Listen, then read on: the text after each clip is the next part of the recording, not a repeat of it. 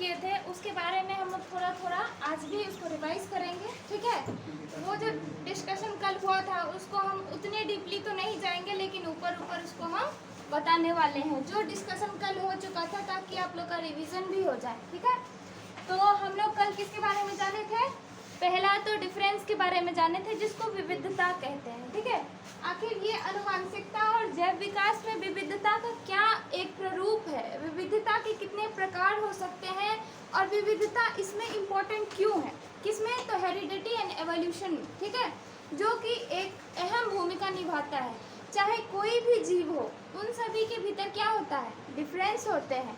दो जीवों के बीच में जो अंतर होता है, चाहे वो गुण के अंतर हो, चाहे वो रंग रूप के अंतर हो, चाहे वो वर्टिब्रेटा हो या नॉन वर्टिब्रेटा हो, जैसे कशेरुकीय होते हैं और अकशेरुकीय होते हैं, तो जीवों के बीच में डिफरेंस, उनके रंग रूप में अंतर, उनके कैरेक्टर, उनके गुणों में अंतर, उसके बाद उनके भरण पोषण या फिर उनका जो पोषण करने की विधि है उसमें डिफरेंस, इन सभी के बेसिस पे हम लोग क्या जानेंगे आज? आनुवांशिकता एवं जैव विकास के बारे में इसमें चर्चा करेंगे। तो विविधता सबसे पहले होती क्या है? ये विविधता जो है एक प्राणी को उसके गुणों के आधार पर दूसरे प्राणी से वो डिफरेंशिएट करता है, अंतर बताता है कि किस प्रकार एक व्यक्ति दूसरे व्यक्ति से अलग है। उसके बाद अब आते हैं विविधता के प्रकार। विविधता जो होती है वो कई प्रकार के हो सकते हैं। पहले तो उसके कारण क्या हो सकते हैं? एक होता है वातावरणीय कारण, ठीक है। उसके बाद दूसरा क्या होता है? जननित कारण, जैसे जो जनन के दौरान जो विविधताएं आई है, एक ही घर में एक ही माता पिता के दो संतान होते हैं, दोनों के गुण अलग अलग होते हैं। किसी में आ जाते हैं उनके पैतृक गुण, किसी में आते हैं उसके मातृक गुण। जैसे कि उसके माता के गुण होते हैं, किसी की माँ का बाल कर्ली है तो उनके बच्चे में कर्ली हेयर आ जाएंगे, चाहे वो बॉय में आए चाहे वो गर्ल में आए। तो ये सभी जो डिफरेंसेस होती है, ये सभी किसके कारण हो रहा है? तो ये सभी जनन के दौरान होता है, ठीक है। ये जननिक गुण है। उसके गुण जो विविधता है ये है जनन के दौरान जो होने वाली डिफरेंसेस होती है, ये हुआ। दूसरा प्रकार क्या हो सकता है? वायुमंडल का और जलवाष्प का, ठीक है, जलवायु का। जैसे माहौल में एक शिशु का जन्म होता है, वो जिस प्रकार से वो अपना भरण पोषण उसका होता है, वो वैसे ही प्रकार में ढल जाता है, वैसा ही वो स्वरूप अपना धारण कर लेता है।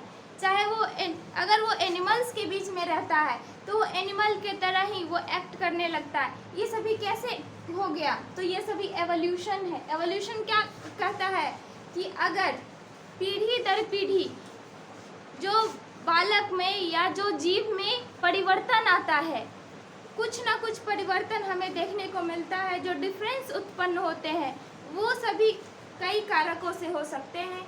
जो प्रकार का नाम दिया गया है, एक वायुमंडलीय है और एक क्या है? जननित है, जैसे कि जनन के दौरान होता है। ये हो गया आपको डिफरेंस मतलब विविधता के प्रकार या कारक समझ सकते हैं इसको। अब आते हैं हम लोग जो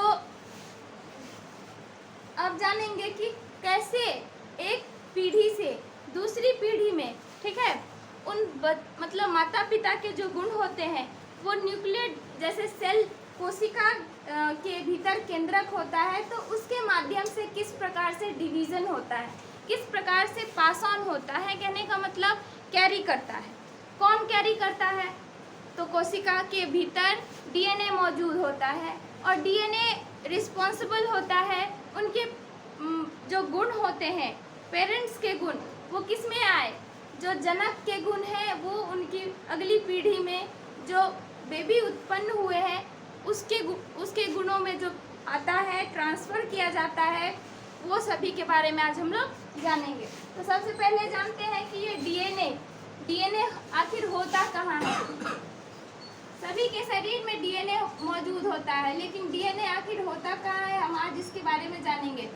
ये सभी क्या है? क्रोमेटिड्स है, जिसको हम लोग क्रोमोसोम के भीतर देखते हैं, ठीक है। यही रिस्पॉन्सिबल होता है डीएनए जो सीक्वेंसिंग होती है, डीएनए माता और पिता का जो डीएनए होता है उन सभी में बहुत सारी जो कैरेक्टर्स होती है, जैसे आप लोग को कल हम लोग इस बात पे डिस्कशन किए थे, GATC एक कोड होता है, ठीक है।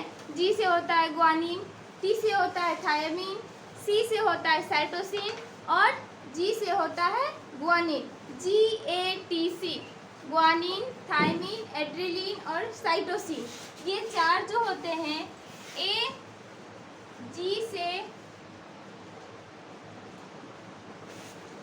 C से जो होता है डबल बॉन्ड से कनेक्टेड होता है। आखिर ये DNA जो होता है वो किस तरीके का होता है? तो DNA हम देख सकते हैं कि DNA का आकार कुछ इस तरीके का होता है, सीधी नुमा स्ट्रक्चर होती है ना। ये जो DNA है इसके भीतर पतली पतली थ्रेड लाइक स्ट्रक्चर होती है, जिसको हम लोग क्या कहते हैं? गुणसूत्र कहते हैं या क्रोमोसोम्स कहते हैं, ठीक है। ये क्रोमोसोम्स को हम लोग क्रोमेटिड का नाम देते हैं।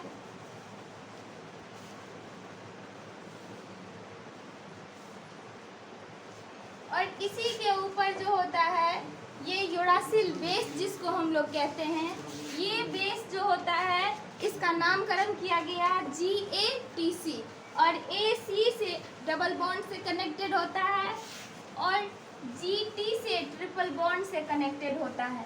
अब यहाँ देखिए, अगर ये डबल बॉन्ड कनेक्शन करेगा तो A के साथ C आएगा, ठीक है।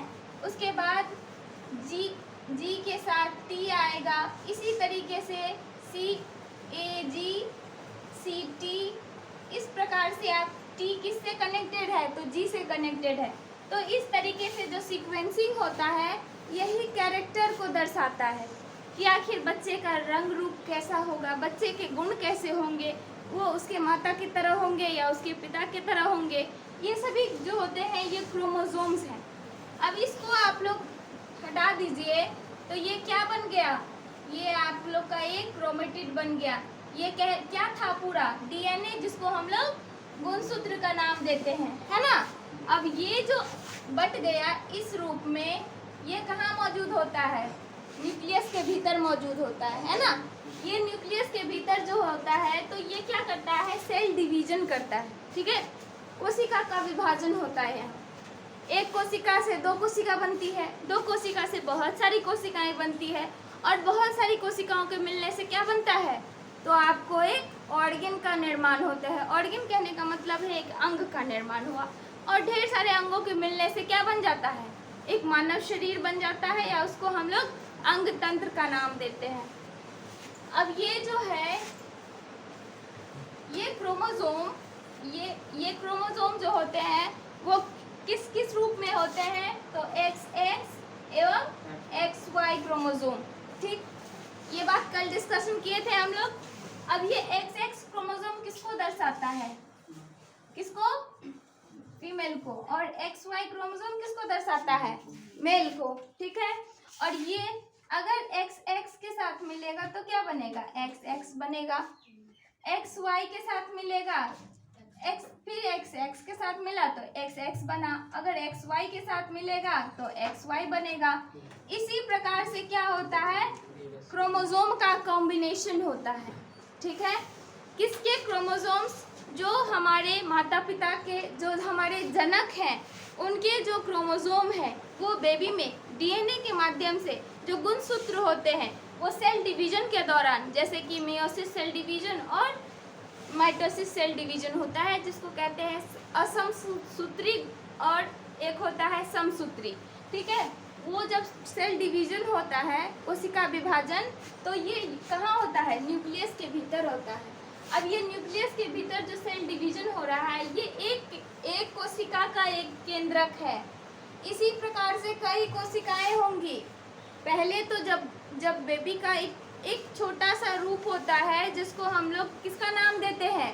जाइगोट। अब आनुवंशिकता जो टॉपिक है हमारा, इस आनुवंशिकता के बारे में जानिए। हम लोग इतना जान गए कि डिफरेंस क्या है ना। विविधता के प्रकार क्या हो सकते हैं, जो विविधताएं थी उसमें। उसके बाद आते हैं अब हम लोग नेक्स्ट टॉपिक जो है उस पे आते हैं। वो कौन सा टॉपिक है?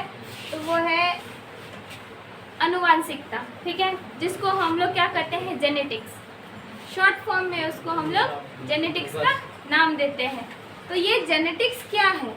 जेनेटिक्स देखा गया, जो साइंटिस्ट थे, जो मनोवैज्ञानिक थे, उन्होंने बताया कि बहुत सारे बच्चों का अवलोकन किया गया और उस अवलोकन के पश्चात उन्होंने क्या पाया कि जो गुण होते हैं बच्चों के, वो किसके तरह मिलते हैं? उनके माता पिता की तरह मिलते हैं। उनके गुणों के आधार पे वो जितना उन्होंने रिजल्टेंट पाया, जितना उनको रिजल्ट मिला इस चीज़ सर्वे के दौरान, तो उन्होंने बताया कि इस टर्म को उन्होंने किसका नाम दिया? तो जेनेटिक्स का नाम दिया, जो एक पीढ़ी से